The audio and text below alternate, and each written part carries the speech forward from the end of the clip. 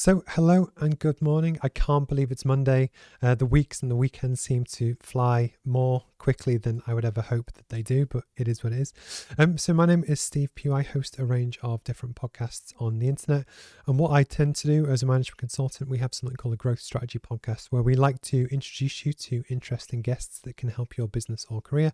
But then, likewise, you might have seen we're doing some promotion at the moment to help promote something called Purple Sock Day, which is a fantastic initiative to help raise funds and support for disabled entrepreneurs in their communities to really help them grow, learn, and develop. And with Andrew Douglas, who was a guest 2 weeks ago now, and also a guy called David Gordon that was on last week, what we're kindly doing, and the guys, Mark included, are kindly kind of donating their time, is to both share their story and what they've done, but also these are people that are generally involved with the organisation and the initiative as well. So we're going to dig into that. But actually, you'll see the links all over the feed. But if you're interested in getting involved and supporting Purple Sock Day, maybe buying some socks or even benefiting from what they do, we'll put all the links in the chat and the stuff after we kind of go live. So Mark Esho is a really inspirational guy. I've read his bio. We were having a great chat about basketball just before we started live on the call as well, but a super interesting guy. And if you have any questions or comments or anything, if you drop them in the chat, they should pop up on my screen as well. And Mark, how's your weekend been? How's your Monday going so far? Pretty good. Good start to the week. To the week. Over the weekend, I was in Birmingham. Watched the. We're talking about basketball, so I watched the Birmingham Rockets playing, so which was nice. Friday, tennis. Then Sunday, just resting, just chilling on Sunday. Really, that's about it. How did you get into basketball? Because I know you used to play wheelchair basketball. Yeah, absolutely. Yeah. So, I was actually just looking for some sort of sport to keep fit, and I got introduced to it about 20 years ago because I moved Wow. to Leicester about 25. Gosh, must be more. Look, oh gosh, put about 26, 27 years ago. I moved to Leicester, so around 20 years ago, oddish. I got introduced to wheelchair basketball, and I just loved it. I loved all the camaraderie, the team spirit. Mm-hmm. The exercise. Obviously, keeping physically fit is very, very important. And I just love the fact that we could go out and just play all over the country, basically. So yeah, and I made quite a few good friends from it as well. I think people always underestimate how physical both wheelchair basketball is, but also wheelchair rugby as well. It's, as in people often think it'll be a timid version of like the other sport, and it's not. It's brutal. It's Absolutely intense. I can't, I've had so many injuries over the years. It's, basically being, thrown out of the chair, people bashing into you, and also it's a very, very, very physical sport. So for people that might not know who you are, your background, that kind of thing, would you be happy, and obviously we'll go into the detail through the actual interview, but it's almost to give a quick overview on who you are, where you're from, your background, and kind of what you do now? Okay, so gosh, well, I think I'm actually on my third life now, so, to be quite honest. I'll explain the progression. So, starting off, I was disabled with polio at the age of 5. So the last pandemic, interesting enough, was the polio virus. Wow. And a lot of people actually didn't know that. But by the time I'd caught it had been completely eradicated in the UK. But because my parents are of African heritage, a lot of people think I actually caught it in Nigeria, Wow. but I didn't. I actually caught it in Leicester. Interesting enough, I was actually one of the last people in the UK to actually caught the polio virus, and up to today, no one knows how I managed to, as to how I managed to catch it. It's one of these insidious viruses, very similar to COVID, interesting enough, where 3 people can catch it, 2 people will be completely fine, and the other person could be Mm. dead for whatever reason. And that's what happened with me. So for me, I was. I had it really bad. I was paralyzed from the neck down completely. And the doctors gave me a 10% chance of survival because that was how severe how severe the infection was. But lo and behold, and thank God, I survived. And I spent about 3 years at Leicester Royal Infirmary. Wow. in and out. But by the time I was 9, I was walking again. But it has left me partially paralyzed. So my left leg is dead. That's gone to heaven. My right leg has got 10%.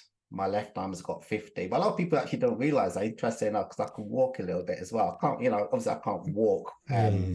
like normally. But looking at me, you wouldn't realize the extent of my paralysis, the paralysis, as you would, for want of a better word. Yeah. Because you're also a serial entrepreneur, I believe.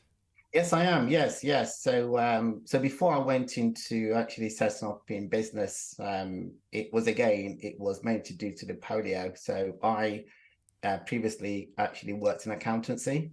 Wow.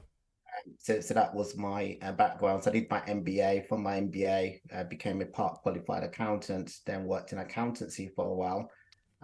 But what then happened, I was there for about 7, 8 years. I then developed the late effects of polio, which is a completely different story. It's on its own. But I was kind of forced, although my employer didn't kick me out, but I just felt obliged because I didn't want to become a liability. Can I ask So what kind of year was this? Just trying to get sorry. what kind of year was this? Is 1990, 95? Yeah, absolutely. 1999.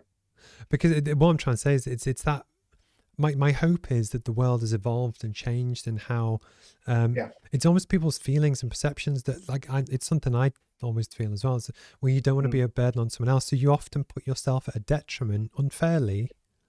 And Absolutely. it's that element of where hopefully the world has improved over time. And I was just interested to put a timestamp on. Yeah, absolutely. Yes, it was 1999. But again, this is all on me. I'm sure my employer would have supported me through it.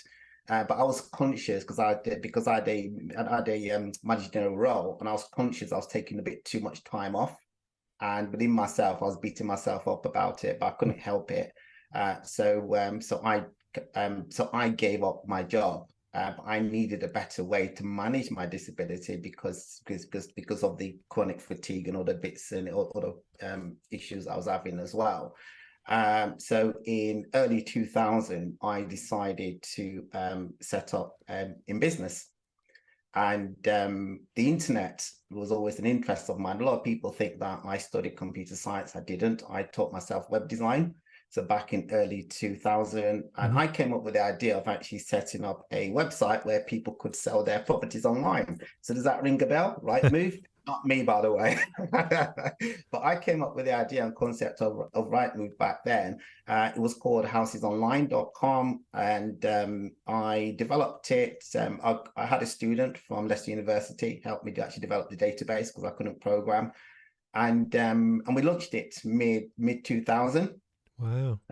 I contacted the local newspaper, Leicester Mercury, who thought it was a phenomenal idea. They loved it. But then 2 weeks later, then got back to me and basically said, no, that we can't support this because all the estate agents that are advertising with us possibly won't like us advertising online. So I was then, obviously then I was devastated. I'd actually used up all my money. I was completely broke. I'd been to the bank as well. The bank had actually said no to actually giving me more Wow. money. And in a nutshell, the venture failed completely. So I was in a situation whereby I was obviously I couldn't work, technically couldn't work. But also I'd actually blown all our savings as well. And by then we also had a young child. So I was then thinking, okay, what do I do now? So I started to explore ways in which I could promote or market this website with a very limited budget. So that's when I came across search engine optimization, SEO. So I taught myself SEO. I got the website. I got Houses Online to the top of the search engines. Back then, Google was just starting off, and I wish I bought shares then. And within about 2 months, because then it was so easy back then, it was at the top of all the search engines. But then it still wasn't gaining any traction because again, it was a very new concept. It was way before its time.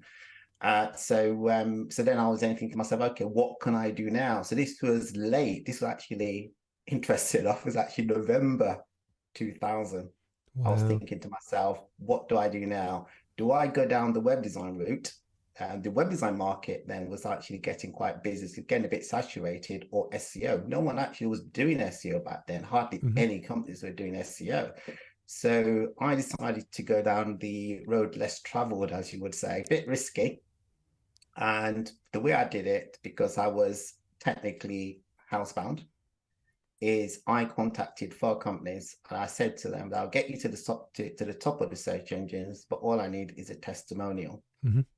Equipped with those testimonials, that probably took me a month or two.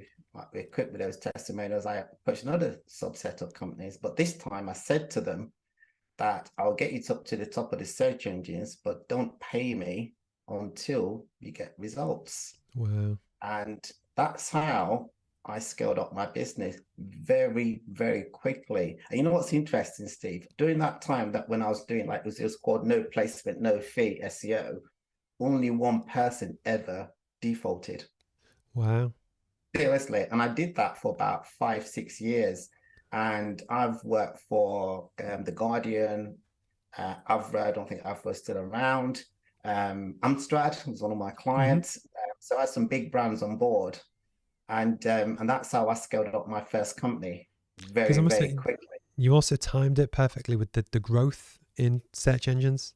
Absolutely. Because so much of a business strategy is timing, that now a lot of people are talking about AI and that kind of thing. It's being able to catch the wave as it's going up. Yeah, you're absolutely right.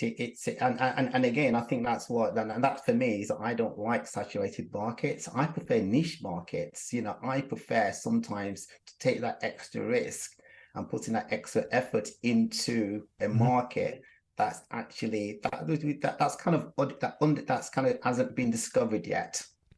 So that's exactly what I did with my second company, which I've now sold, is actually based in Bournemouth. Is in 2004, I decided to go into web hosting.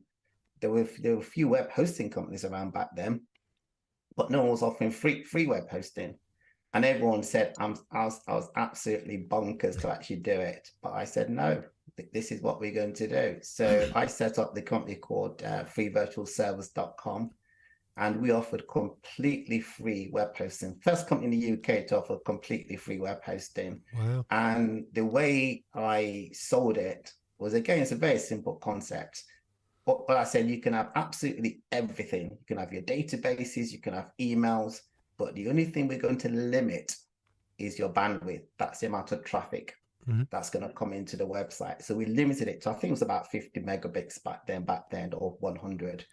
And again, it turned out to be a very, very popular service, because people could actually host for free. They could try out new ideas, they could try out new concepts, without any risk to themselves, or new businesses without any risk to themselves. And when they then got busy, they can just upgrade. It is very clever. And that's good on that one. So you say, go on. No, but what I love, it's the sorry, my throat's a bit sore. It's the entrepreneurial mindset where, regardless of change or challenge, absolutely, it's how actually, okay, we could do this, we could do that. The ability to almost identify opportunity and pivot and navigate. It's a really key thing that you often see in a lot of entrepreneurs. That actually things can happen which aren't ideal, and rather than just let it stop you. That's right.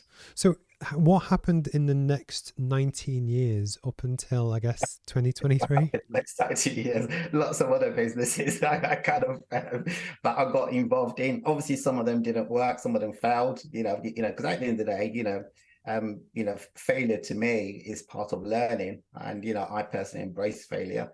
But then I set up another company called Tiacom. That one I did. I think that one had lots of different little ventures on there. I think one of them was like an online selling children's designer clothes online. Also we did some herbal products with that one as well. Did that for about 4 or 5 years. Then set up. Then I've got a property investment company that I set up. Wow. Now, that again, that's still there, but that's just providing like a passive income more than anything else. But just generally bits and pieces. Got involved with the Disability Confident campaign back in 2012 when it was first launched. I was one of 3 disabled entrepreneurs invited to meet David Cameron. So since then, it's something that I've been actively promoting in terms of obviously disability inclusion, because I'm very passionate about getting more disabled people into work.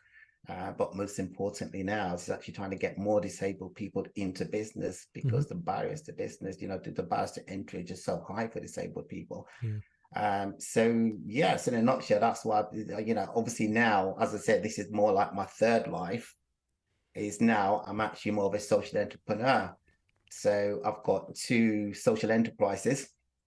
The first one I set up 4 years ago called Access Rating. With Access Rating, we set up an app which allows disabled people to submit disabled access reviews on every single public venue within the UK. Okay.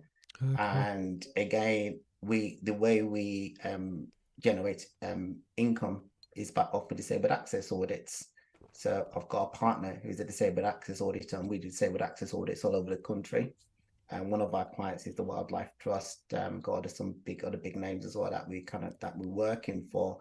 But what we then did was, what we then do, or did do, is we then reinvest that money into a work placement scheme for disabled children, young adults, because we know ourselves as disabled students, how difficult it was to get work placement. It's either you don't get one, or you're the last person. So we set up like an employment worker, but with a twist. The employer delivers the work placement to the students at the college. Okay. So we set up a remote office within the premises, and it's delivered to the students in a friendly and secure environment, whereby they've got access to all the facilities that they need, so they don't have to worry about access needs, toiletry and stuff like that. They've got their personal assistants and everything. It's all there. So, cool. So that's that first enterprise, social enterprise. Then my second one is called Ability Connect. So I'm working with Leicester Business School. We've come up with a training program to equip, for want of a better word, disabled entrepreneurs, aspiring disabled entrepreneurs, with some of the core competencies and skills that they need to be successful in business. It sounds like giving them a bit of a jump start, or a bit of a head start in business. You like to keep yourself busy, I think, is the yeah, a bit too busy, Steve, a bit too busy.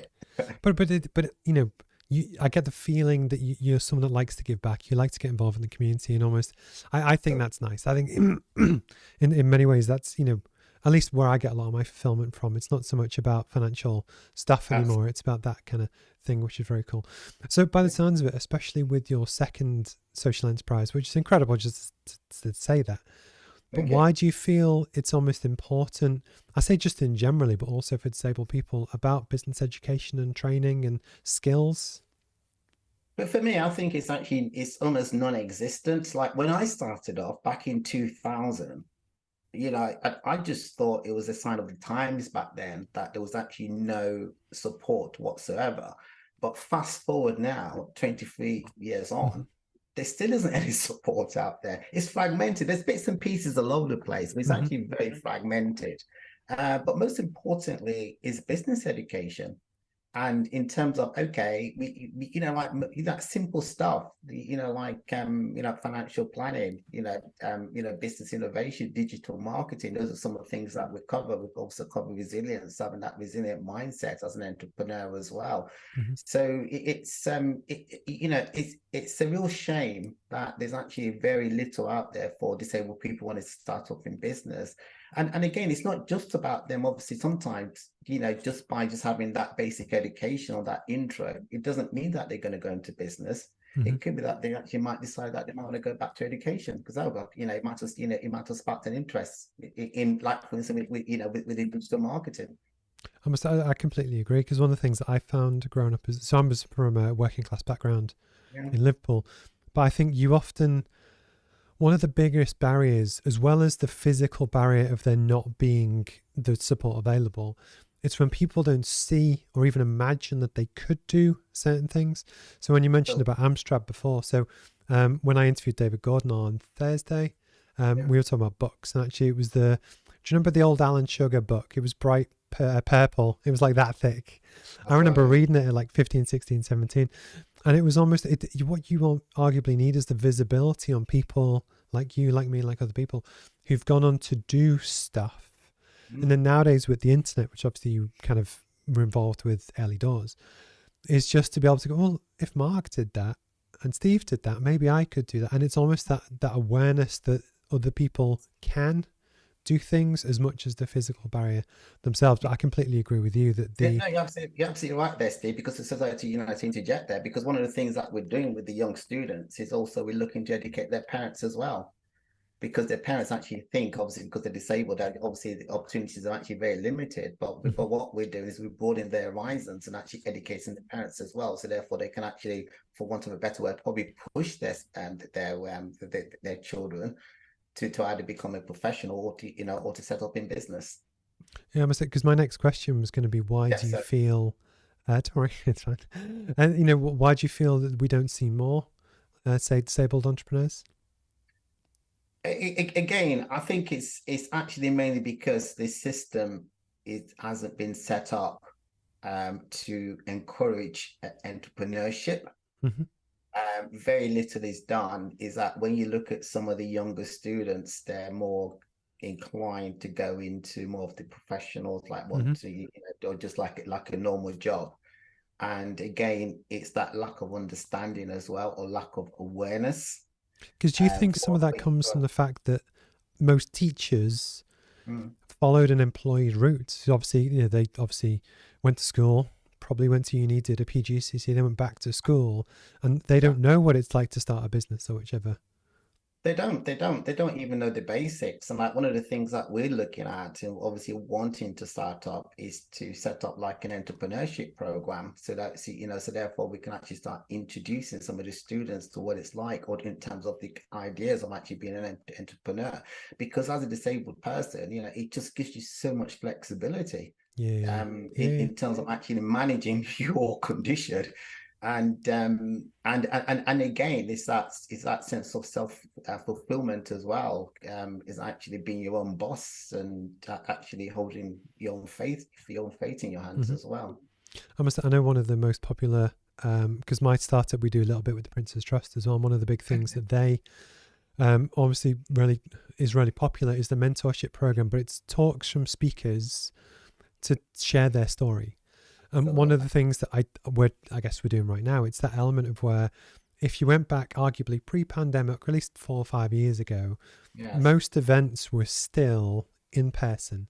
And ironically, in Newcastle, a lot of business events have now gone back to in-person stuff. Like my wife has one tonight. But Yeah. the thing that I dislike about that is that limits access to those events. So, It for doesn't. instance, the one that my wife's going to is in a venue in central Newcastle tonight, and it's from the lady that makes the costumes on Strictly Come Dancing. So it's one that Okay. actually, on many different levels, people would be interested to go to. But I would imagine that if you had partial mobility, or you couldn't drive, or you pick anything, you can't go to it. And therefore, what you're doing is actually excluding people through your conscious choices. Does that make sense?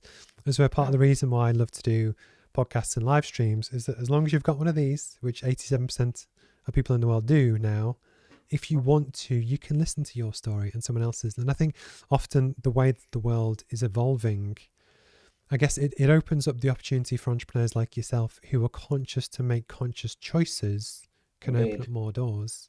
But it's No, still no. very cool that you choose to spend your time to support others, because you don't have to. You could just solely run a 100% kind of commercial organization. So I need to ask you, so Purple Sock Day, Oh, purple socks. I love purple socks. how did you get involved and almost find out about it? Well, it was actually for Andrew Douglas. I think he approached me about 2, 3 years ago and was telling me about purple socks, and I was fascinated because, again, for me, it was just fell in quite well in terms of what I'm doing now with Ability Connect, in terms of helping disabled entrepreneurs. Because before Ability Connect, I was setting up a charity called the Circle Foundation, Andrew was actually one of the trustees. Unfortunately, we couldn't get through the charity commission, so that's a different story. But that's how I got involved in it, and to me, as I say, I was very passionate about it. So the fact that we could use that, first of all, to celebrate the International Day of Disabled People, but most important, raise awareness, to actually raise awareness that that people can actually use that to support disabled entrepreneurs as well. No, I was similar, that when I first, so there's a lady called Kat Paler Bent that runs a seated sewing business up here in the Northeast, and it was through Kat that she introduced me to Andrew and what the team were trying to do, and I kind of instantly got it. And it's almost, for me, like I always talk about this almost in every interview, but I was in Cubs and Scouts growing up, so, and it's always about just do your best. I don't mind if it fails or whichever, but actually you're trying to do good stuff. I'm trying to do good stuff, Andrew's. And it's almost, I like to work with people and support them as much as I can. And it was just, so when, and thank you for your time again today, it was almost that when we had the chance to speak to guests and almost share their stories, I have this studio, and it was like, well, actually, I know how to broadcast, but also as a way to help promote your business and what they do. And for me, it's almost business in 2023 and beyond is about finding those links and partnerships where you have your double or triple bottom line, where you still have the commercial return on investment and stuff. Absolutely. But actually there's other benefits too. And what's been interesting is my own journey on learning and discovering more as I've gone on. And, even things like web accessibility, when we talk about the internet, there's a whole rabbit hole that you can go down. But what it really kind of gets me is that when companies or businesses choose not to explore avenues to make things accessible, be it physical accessibility, what you said before, or vice versa. So I just think it's really kind of cool. No, it is indeed. Sorry, was there a question there, Steve? No, it wasn't a definitive question. It was just more just talking about the organization and what they do and how they kind of get involved. So how can people find out more about you and your organizations, and how can they get in touch? Well, I'm on LinkedIn. Just look under Mark Esho, ESHO. TikTok, Mark.Esho. Instagram, again, Mark.Esho. I'm on Twitter, but I don't do much Twitter. I don't know, it's one of those platforms I've never really taken to. Obviously, it's now called X now, isn't it? But those are the three ways which I can obviously be contacted. Also, the Ability Connect website, which is abilityconnect.co.uk. You can actually go on there. You can then send me, there's a form there. You can actually fill in a form, or you can go to the Access Rating website, which is accessrating.com, and you'll find information on there as well. Oh, cool. Just before we go, if you were to give advice to young entrepreneurs, they could be disabled or not, it doesn't really matter. What would it be? Because obviously you've had such an incredible journey yourself. Yes. That actually, you said yourself about how some businesses worked maybe better than others. But what advice, if someone came to you today and said, I'm really interested in starting my first business, have you got any tips? What would you say? Yeah, absolutely. Well, for me, I'd actually say what they need is do lots of research. I think research to me is key, and I'm very biased towards niche businesses more than anything else, and not to go into saturated markets, but most importantly to really understand their customers. Often people just go into business, they just think, oh, it could work because so is doing it, or that person is doing it. But you need to really understand the psyche of your customers in terms of what you're going to be delivering to them. Also, as well, embrace failure. Use that, because a lot of people, again, I think they're worried about their business failing, what people might think. Who cares? You need to use that as a stepping stone to actually use that. You need to learn from your mistakes in order to actually move forward. And thirdly, is basically never ever give up. You've got to really persevere. Because running the business is hard. It's a lot harder than actually working. There's lots of times where I wish I had a job, back in the day. But you never give up. You just keep on trying, keep on experimenting. Basically broaden your horizons, and also seek support, because as I said, there's bits, pockets of support out there, like what you're doing, what I'm doing as well. There are people that that you can actually reach out to. And lastly, get yourself a mentor. I think all fantastic advice, and actually advice for life, not just for business as well. Yeah, very That much so. we all have different challenges that come up and come and go and that kind of thing. And you are completely right. It is the easier option is to get a job. Mm. But certain personality traits, which you definitely have, and hopefully I have as well, it's people that want the challenge. They want to push themselves and see what they can do. And then likewise, hopefully give back as well, because if you do decide to go that entrepreneurship route, you can create opportunity and you can change the world for other people as well, which you can't always do if you work for someone else. So Mark, thank you so much for your time today. Genuinely, I've really enjoyed it. In the link, I will put all the links to both Purple Sock Day and Buying Socks, but also all of Mark's kind of really cool stuff as well. Have a wonderful rest of your Monday, and I'm sure we'll speak soon. Great talking to you. No worries. Cheers, Mark. Thank you. Bye-bye. Bye.